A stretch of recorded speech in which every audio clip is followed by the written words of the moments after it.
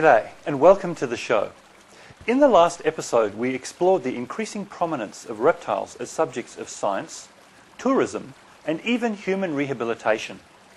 No longer the scary creatures of yesteryear, reptiles are now widely accepted as pets, and some, such as the leopard gecko and corn snake, have for the most part been domesticated. In many parts of the world, as we saw in America, the pet reptile industry has flourished and grown.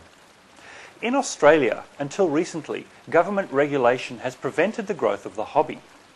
However, there are now many thousands of licensed reptile keepers all around the country, and interest is growing rapidly. While exotic reptiles cannot be legally traded, Australians still have a fantastic range of native species available to them. It is these that we'll be road testing in the remainder of the series. This week we'll meet some unusual and beautiful Australian frogs, some of which can make great pets. But first we'll travel overseas in search of some truly exotic amphibians that have always captured my imagination. Probably the world's most famous frog is the poison arrow or poison dart frog. These little guys have become very popular in the hobby, and captive bred individuals thrive on a diet of baby crickets, fruit flies and termites.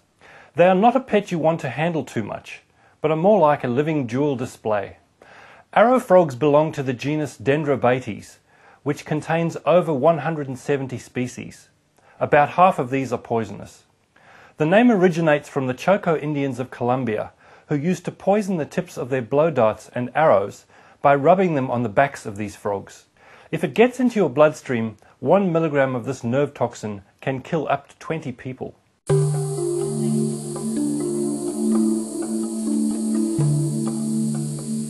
I visited the lowland rainforests of Ecuador to see if I could find one of these deadly critters in the wild.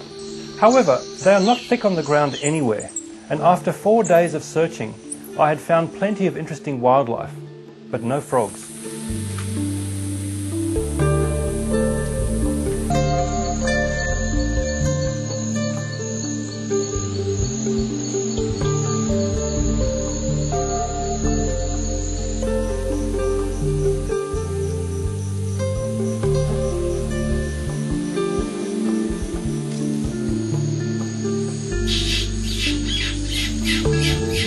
I decided to enlist the help of a local Indian guide.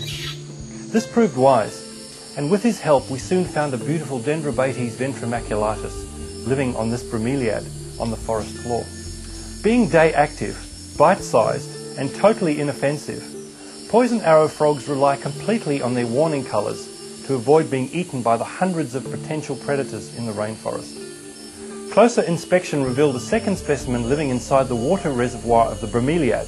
It was guarding a single egg.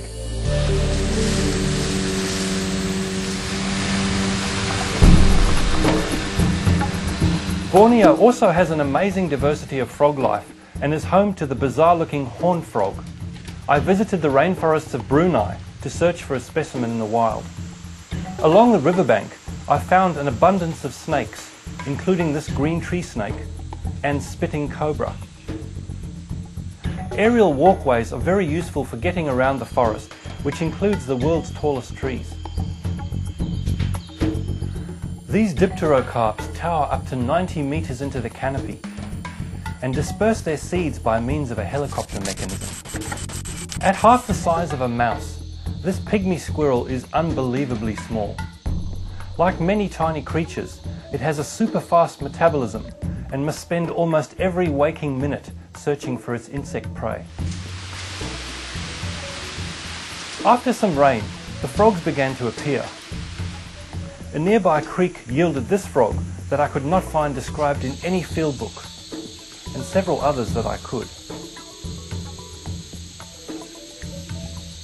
But it wasn't until the next morning that I finally found a Bornean horned frog.